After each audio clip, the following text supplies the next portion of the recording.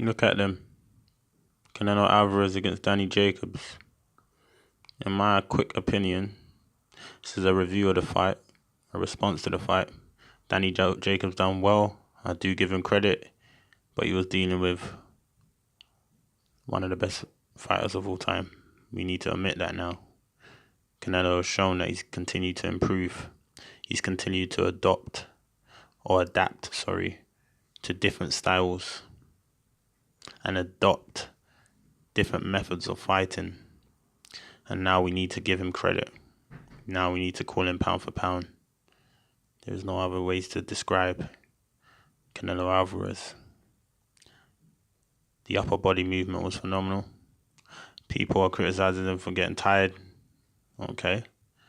He's getting tired because he's demonstrating skills that other boxers aren't displaying.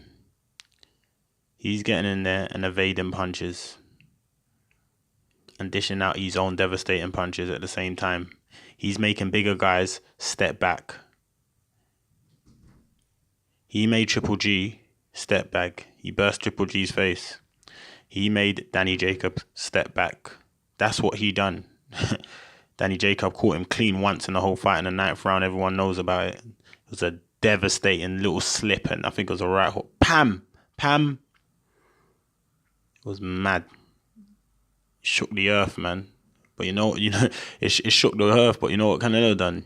He ate it up, man. He ate it up, and he carried on walking forward, man.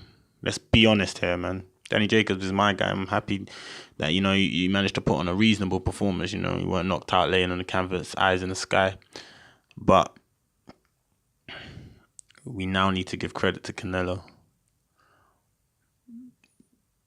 I don't know who can beat Canelo at this stage. I don't know who can beat him. Andrade, or, you know what I'm saying? He could beat him. Charlo brothers. I don't know. I don't see anyone beating him because he knows how to read these styles. This guy's been fighting since he was like 15. Pro. In the pro game. You see what I'm saying?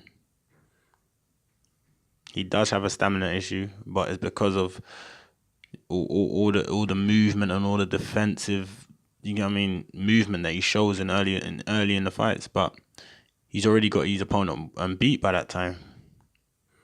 You got to ask yourself, why is no one roughing Canelo up? Getting in there and roughing him up. I have to only contribute to the fact that his power was outstanding. And they do not want to make that mistake and get into close range with him, and he lets that shot go. Canelo looked like a bigger guy in that fight. Let's be honest. Danny Jacobs didn't, he didn't come in any lighter than he was. Well, he didn't come in any lighter than he was supposed to.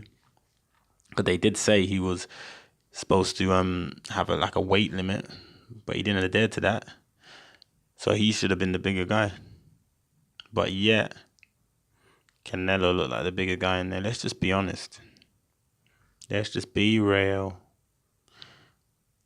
So my hat goes off to Canelo Alvarez, man.